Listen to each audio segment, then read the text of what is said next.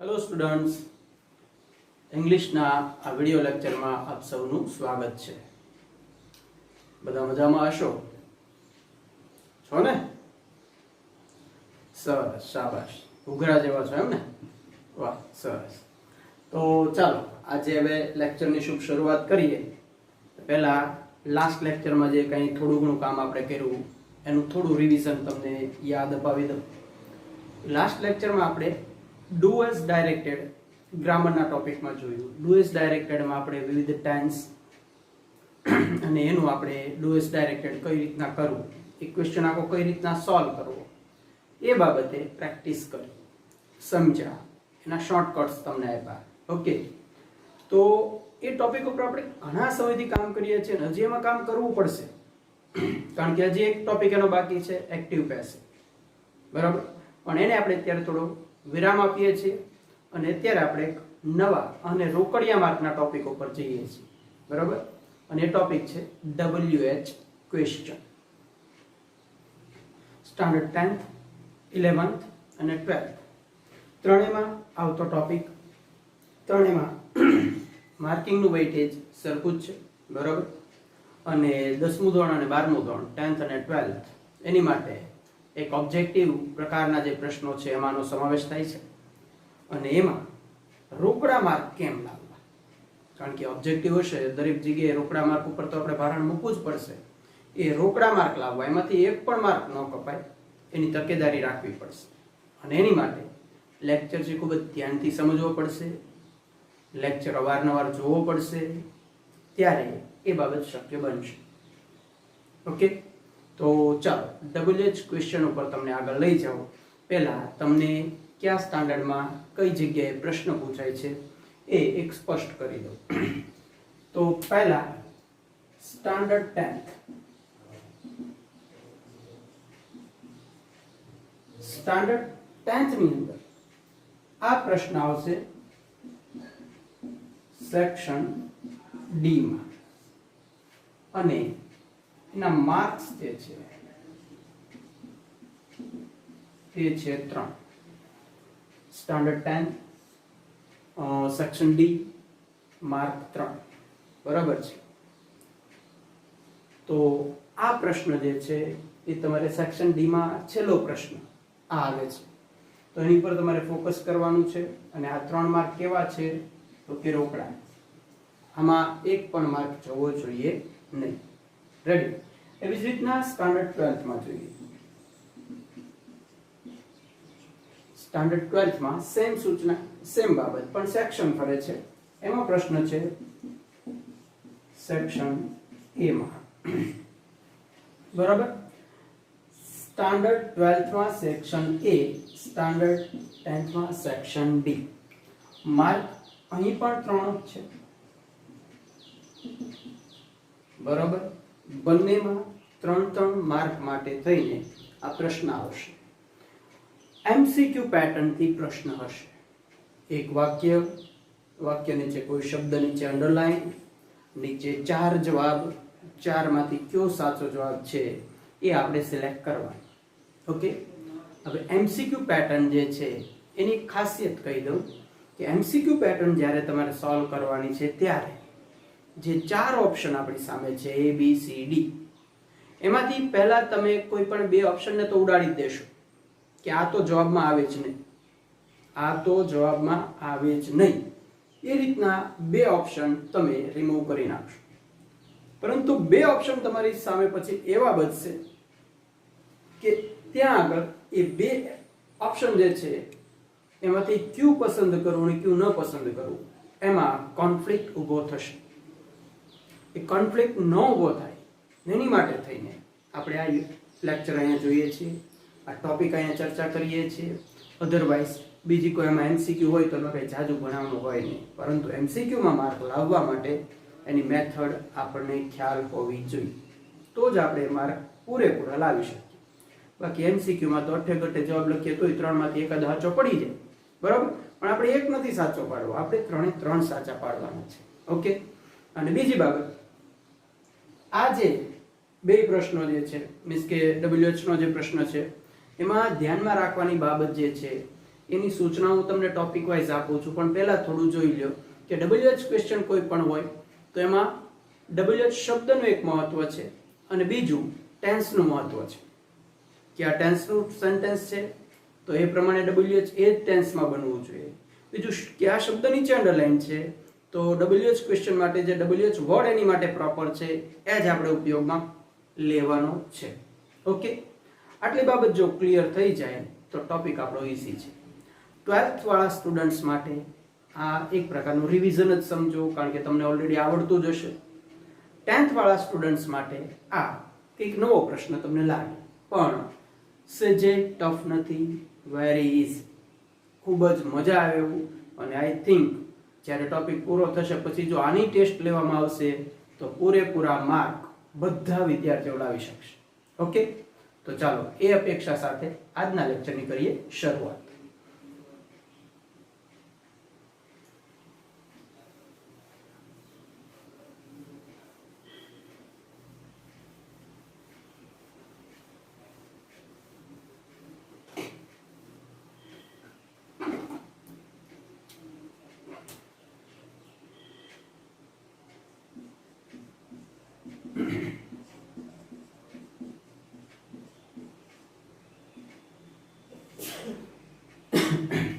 WH question અને topic માટે આપણે જઈએ છીએ 3 માર્ક્સ માટે.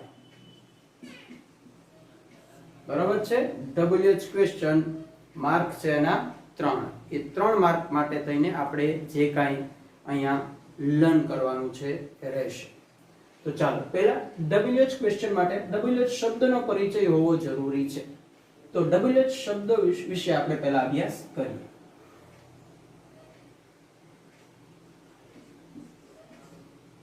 वो,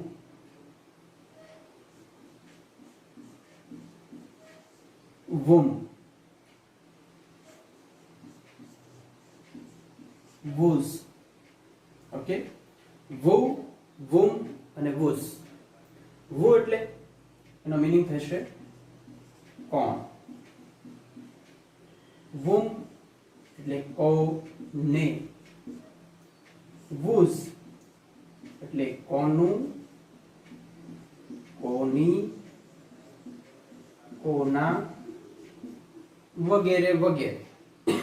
એ પ્રમાણે એનો મીનિંગ થશે. who એટલે કોણ, whom એટલે કોને, whose એટલે કોનું, કોની, કોના વગેરે વગેરે.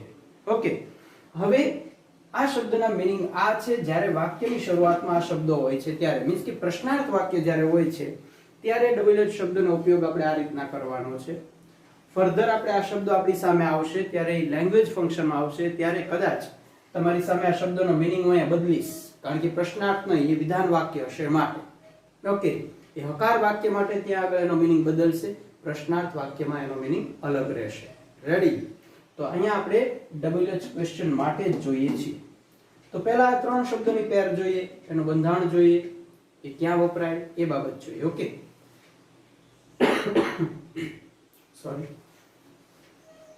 હવે આ જે શબ્દ છે who, એનો મતલબ થાય કોણ. કોણ જે છે એ સબ્જેક્ટ. જ્યારે તમારો જવાબ સબ્જેક્ટ છે, સબ્જેક્ટ એટલે કર્તા, જ્યારે આપેલા વાક્યમાં કર્તા નીચે અંડરલાઈન હોય, સબ્જેક્ટ નીચે અંડરલાઈન છે, તો તમારે who થી WH સેન્ટેન્સ એનું બનાવવું પડે. ઓકે, who ક્યારે ઉપયોગમાં લેશો, ક્યારે who ઉપર જશો, તો કે એક સેન્ટેન્સ આપ્યું છે, એ સેન્ટેન્સમાં સબ્જેક્ટ અંડરલાઈન કરેલો છે, સબ્જેક્ટ અંડરલાઈન કરેલું છે, તો ત્યારે તમારે who ઉપર જવું પડે, who વાળો ઓપ્શન ગોતવો પડે. ઓકે, સબ્જેક્ટ ક્યાં આવે તો કે આપણે સેન્ટેન્સ પેટર્ન બધી જોયેલી છે, 9 ટેન્સની સેન્ટેન્સ પેટર્ન આપણી પાસે છે અને એમાં દરેક જગ્યાએ આપણને ખ્યાલ છે કે સબ્જેક્ટ ક્યાં આવે છે. એ સેન્ટેન્સ પેટર્નના સબ્જેક્ટની જ હું વાત કરું છું, એની ઉપર જ ડિપેન્ડ છે બધું. બરાબર? તો એમાં જે સબ્જેક્ટ બતાય છે, સબ્જેક્ટ નીચે અંડરલાઈન હોય ત્યારે who થી વાક્ય બનશે. ઓકે, સબ્જેક્ટમાં આપણે બીજી કઈ બાબત જોઈ હતી? તો સબ્જેક્ટમાં મેં તમને એવું કીધું હતું કે નાઉન હોય કે પ્રોનાઉન હોય. સબ્જેક્ટ જે છે એટલે કે કોઈ નામ કે કોઈ સર્વનામ, નામ છે કે કોઈ સર્વનામ છે, એમાં પણ ખાસ તો કે સબ્જેક્ટિવ ફોર્મ કે પોઝેસિવ ફોર્મ. પ્રોનાઉન માં તે સબ્જેક્ટ ફોર્મ કે પોઝેસિવ ફોર્મ. ઓકે, એ નાઉન આવશે સબ્જેક્ટ ના સ્થાને અને એને અંડરલાઈન કરેલા છે, તો who થી WH ક્વેશ્ચન બને. ક્લિયર આટલી બાબત? Very good. હવે whom એટલે કોને, તો અહીંયા જ્યારે પ્રશ્નાર્થ વાક્ય બનાવવાની બાબત આવે છે ત્યારે ઓબ્જેક્ટ ધ્યાનમાં લેવાનું છે. ઓબ્જેક્ટ એટલે કે કર્મ.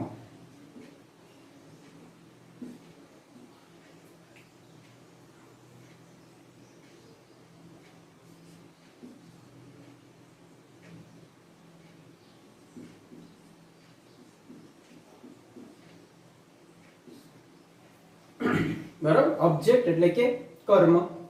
કર્મમાં શું આવે છે તો કે કર્મમાં જનરલી પ્રોનાઉન કે નાઉન, સેમ વસ્તુ, પ્રોનાઉન કે નાઉન. પણ પ્રોનાઉનમાં કઈ બાબત આવશે તો પ્રોનાઉનમાં તમારે સામાન્ય રીતના એમાં ઓબ્જેક્ટિવ ફોર્મ જે આપણે શીખ્યા છીએ પ્રોનાઉનમાં, ઓબ્જેક્ટિવ ફોર્મ. બરાબર, યાદ અપાવી દઉં, પ્રોનાઉનનું ટેબલ છે. Subjective form, objective form, possessive 1, possessive 2 કે રિફ્લેક્ટિવ એવું આપણે લખ્યું છે. એ પ્રોનાઉનના ટેબલમાં આપણે પ્રથમ પુરુષ, બીજો પુરુષ, ત્રીજો પુરુષ એ બધી બાબત જોઈ. તો એ ટેબલ વાઇઝ જો પ્રથમ પુરુષ એકવચન I, એનું ઓબ્જેક્ટિવ ફોર્મ મી. બરાબર, પછી તો કે એનું પોઝેસિવ માય અને પોઝેસિવ 2 કે રિફ્લેક્ટિવમાં માય સેલ્ફ કર્યો આપણે. બીજા પ્રથમ પુરુષ બહુવચનમાં તો કે વી, એ સબ્જેક્ટિવ ફોર્મ હતું. અસ ઓબ્જેક્ટિવ ફોર્મ. પોઝેસિવમાં અવર અને અવર સેલ્વ્સ. ઓકે, બીજા પુરુષમાં સબ્જેક્ટિવમાં યુ હતું, ઓબ્જેક્ટિવમાં પણ યુ હતું. ઓકે, પોઝેસિવમાં યોર અને યોર સેલ્ફ અને યોર સેલ્વ્સ આપણે જોયું. એવી રીતના ત્રીજા પુરુષમાં સબ્જેક્ટિવ ફોર્મમાં હી, હિમ, પોઝેસિવમાં હિસ અને હિમસેલ્ફ. હી સબ્જેક્ટિવ ફોર્મ હતું, હિમ ઓબ્જેક્ટિવ ફોર્મ હતું. Ready? She subjective form, her objective form, her પાછું પોઝેસિવ અને હર સેલ્ફ એ સેકન્ડ પોઝેસિવ. રેડી? ઓકે, ત્યારબાદ આપણે it subjective form, it objective form, પોઝેસિવમાં ઇટ્સ અને સેકન્ડ પોઝેસિવ ઇટસેલ્ફ. ત્રીજા પુરુષ બહુવચનમાં સબ્જેક્ટિવ ફોર્મમાં they, ઓબ્જેક્ટિવમાં them, પોઝેસિવમાં there, second પોઝેસિવમાં themselves. આ રીતના આપણે પ્રોનાઉનનું ટેબલ તૈયાર કર્યું છે. તો અહીં ખાસ ધ્યાનમાં લેવાનું છે ઓબ્જેક્ટ ફોર્મ. ઓકે, પ્રોનાઉનના ટેબલમાં ઓબ્જેક્ટ ફોર્મ. અને નાઉનમાં જોવા જઈએ તો નાઉનમાં કોમન નાઉન પણ આવી શકે અને પ્રોપર નાઉન પણ આવી શકે. ક્લિયર? ગુડ. ચાલો, હવે whose એટલે કોનું, કોની, કોના. બરાબર, અહીં આગળ જે આવશે એ આવશે ખાલી પોઝેસિવ એટલે કે સંબંધવાચક.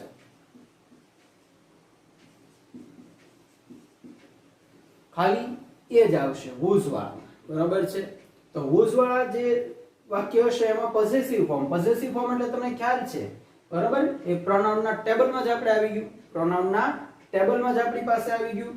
એ બધા કદાચ તમને યાદ હશે. હમણાં મેં તમને બોલી સંભળાવ્યા પણ યાદ હોવા જોઈએ. My, our, your, his, her, its અને ધેર. આ બધા શબ્દો જે છે એ પોઝેસિવ ફોર્મમાં આવે. પોઝેસિવ ફોર્મની બીજી એક બાબત તમને ફરીથી યાદ અપાવી દઉં કે પોઝેસિવ ફોર્મ સ્વતંત્ર નહીં હોય. ત્યાં માય લખ્યું હશે તો માય પોઝેસિવ ફોર્મ છે, પછી માય બુક લખ્યું હોય. બરાબર, એટલે કે આ થયું પોઝેસિવ. પોઝેસિવ છે એકલું નહીં હોય, એની સાથે બીજું કોઈ પણ કોમન નાઉન હશે. ઓકે, તો આટલી બાબત જો ક્લિયર થઈ જાય તમારે તો ત્રણ શબ્દોના WH તમને પહેલા ઈઝીલી આવડી છે. ઓકે, આપણે બધા શબ્દો જોવાના છે પણ આવી રીતના એની પેર પાડશું. લેવલ વાઇઝ આપણે કામ કવર કરતા જશું. ઓકે, આટલું સમજાય? Okay, good.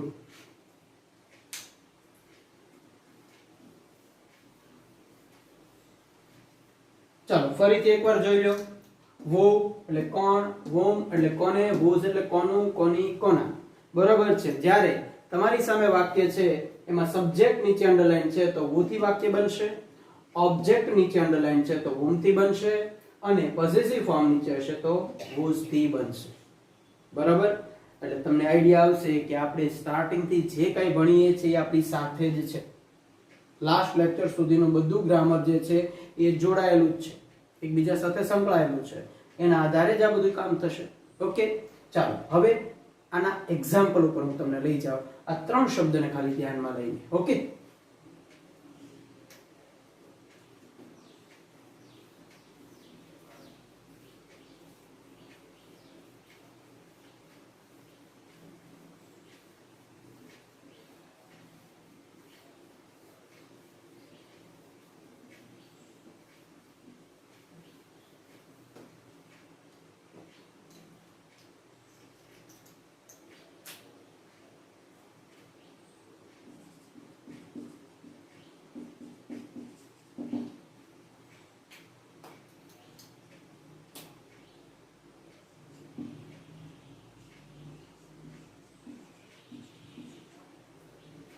Harsh has invited him. આપણે 3 શબ્દને લઈને લખવાનું છે એટલે અત્યારે તમારી સામે ટૂંકા વાક્ય આવશે. જેમ જેમ વર્ડ્સ કવર કરતા જશું એ સેન્ટેન્સની આપણે લેન્થ વધારશું. તો પહેલા બેઝિકલી આટલો જોવો, Harsh has invited him. Harsh has invited him. હવે આ સેન્ટેન્સ તમને આપ્યું છે અને ત્યાં માની લો કે અંડરલાઈન અહીં છે. હર્ષ સ્ટેપ જે છે ત્યાં અંડરલાઈન છે. હર્ષને તમે આપણે શું કહી શકો ગ્રામરમાં સેન્ટેન્સ પેટર્ન વાઇઝ? અને કયો પાર્ટ કહી શકીએ? તો કે સાહેબ સબ્જેક્ટ કહેવાય. એને સબ્જેક્ટ કહેવાય. તો હમણાં જ આપણે વાત કરીએ મુજબ સબ્જેક્ટ વાળો અહીંયા ઓપ્શન આવે ત્યારે સબ્જેક્ટ નીચે અંડરલાઈન આવે ત્યારે તમારે કયા ઓપ્શન ઉપર જવાનું છે? who વાળા. રેડી? તો અહીં આગળ who વાળા ઓપ્શન અહીં છે, who વાળા 2 ઓપ્શન અહીં છે. તો એને કઈ રીતના આપણે કરેક્ટ કરવા? Let's see that.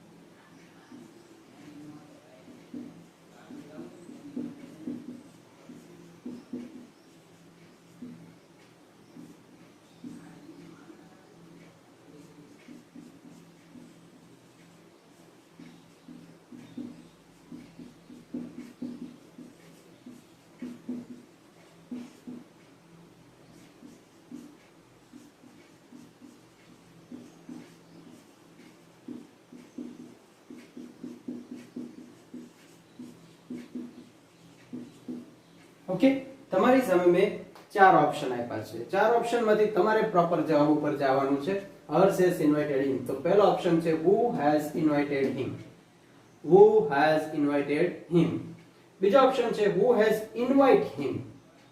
પછી છે whom has invited him અને whose has invited him. આ રીતના 4 ઓપ્શન છે. ઓકે, તો આમાંથી આપણે સાચા જવાબ ઉપર આપણે જઈએ. એ સાચા જવાબ ઉપર જવાની મેથડ શું છે?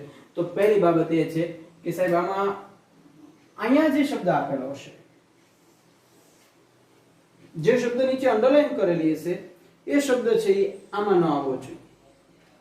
પ્રશ્નાર્થ વાક્ય જે છે એમાં અંડરલાઈન કરેલો શબ્દ હશે નહીં આવે. કારણ કે આપણી સૂચના શું છે કે અંડરલાઈન કરેલો શબ્દ જવાબમાં આવે એ રીતના પ્રશ્નાર્થ વાક્ય બનાવો.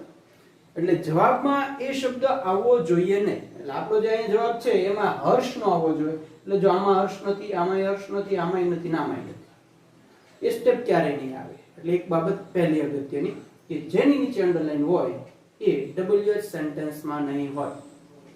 પહેલી બાબત બરાબર છે. જે શબ્દ નીચે અંડરલાઈન છે એ તમારી સામે જવાબમાં આવવું જોઈએ નહીં. જો ઓપ્શન આવે છે તો એ ક્લિયર એ હોય જ નહીં. Ready?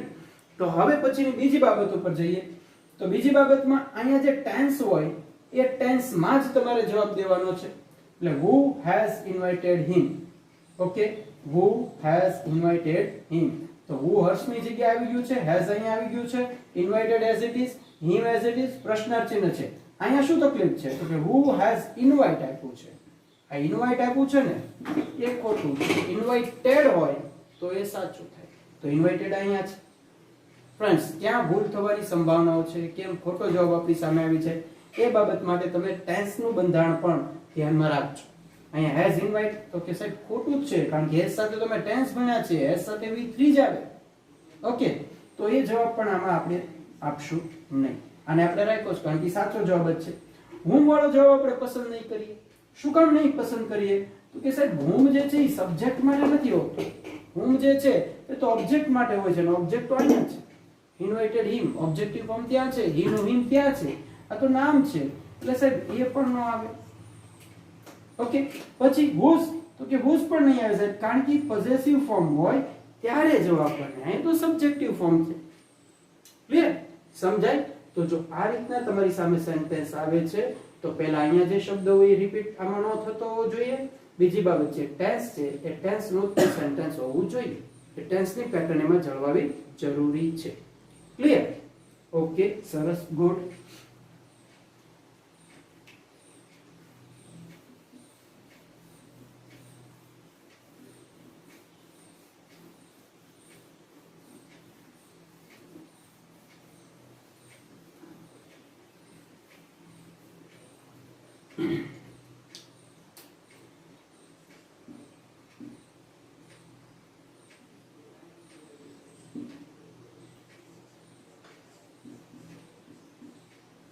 Gopi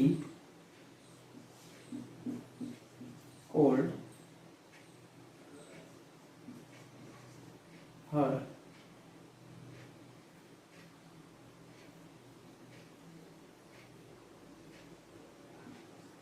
me before a day. મેં સેન્ટેન્સ લખ્યું છે Gopi called me before a day. હવે આ વાક્યમાં અંડરલાઈન અહીંયા આપ્યું છે. મી નીચે અંડરલાઈન છે, બરોબર છે? મી અંડરલાઈન કરેલું છે. હવે મી અંડરલાઈન કરેલું છે તો હવે આની માટે આપણે ઓપ્શન જોઈએ, અને ઓપ્શનના આધારે તમે સાચા જવાબ ઉપર આવો. Okay,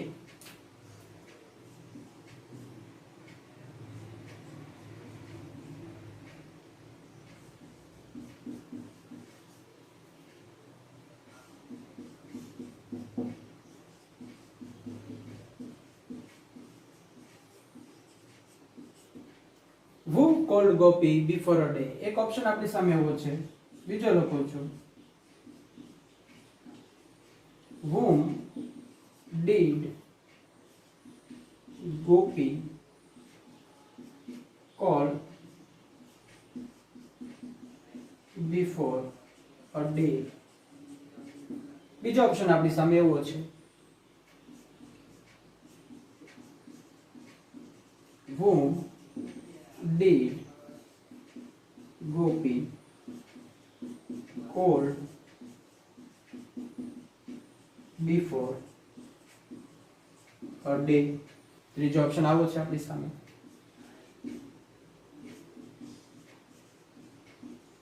whom does Gopi call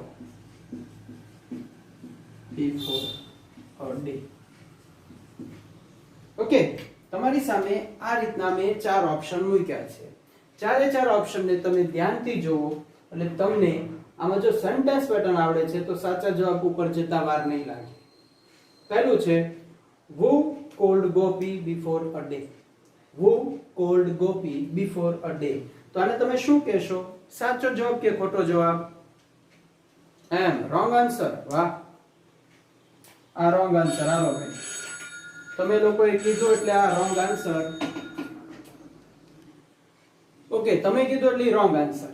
પણ રોંગ આન્સર નું રીઝન સરસ લ્યો. ત્યાંથી જવાબ દેવા માંડ્યો કે સાહેબ ઓબ્જેક્ટ નીચે અંડરલાઈન કરેલી છે, સબ્જેક્ટ નીચે નથી. શાબાશ, I appreciate all of you. Good.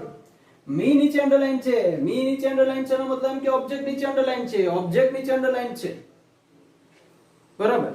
તો wo થી પ્રશ્નાર્થ વાક્ય ન બને સાહેબ. ક્લિયર? શાબાશ, વેરી ગુડ. બીજા ઓપ્શન ઉપર છે whom did Gopi call before a day. અચ્છા આ સાચું કે ખોટું? whom did Gopi call before a day.